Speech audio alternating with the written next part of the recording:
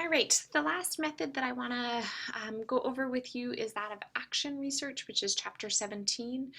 Action research is really an applied approach to solving a problem. It's usually either practical or participatory, and it's teacher as researcher and agent of change. And one of the things I often get as a question from folks is, aren't we all doing action research because we're all teachers and we're looking for a problem? And oftentimes folks in this course, and then 586 and 587 in the coming year, are doing a type of action research, but not everyone is, because sometimes folks want to go larger than their context alone and kind of look broader. And so that's why we work with exploring all these different options for research, so that again, as folks settle on what's their specific question, they can then choose the research approach that's going to make the most sense given their question.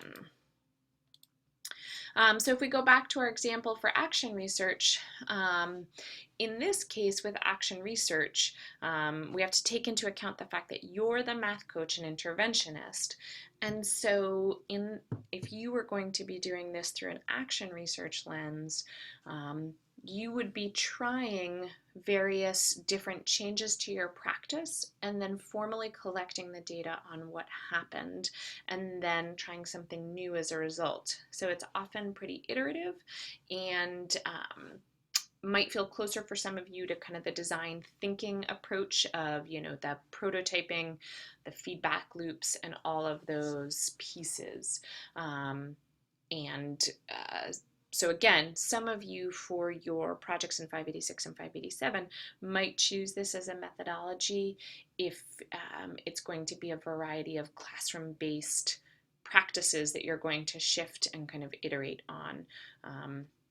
But again, it doesn't fit for everyone's topic.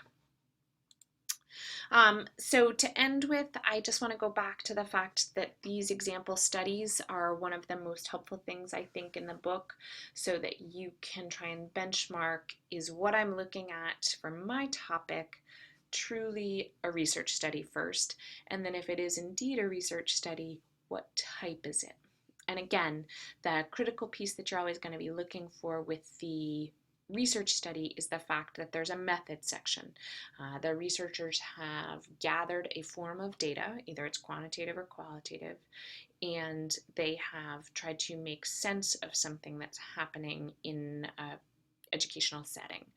So I do encourage you to look at these. Also, hopefully these videos give you kind of a brief overview and just a quick guideline for where can I find out more information about each of these traditions.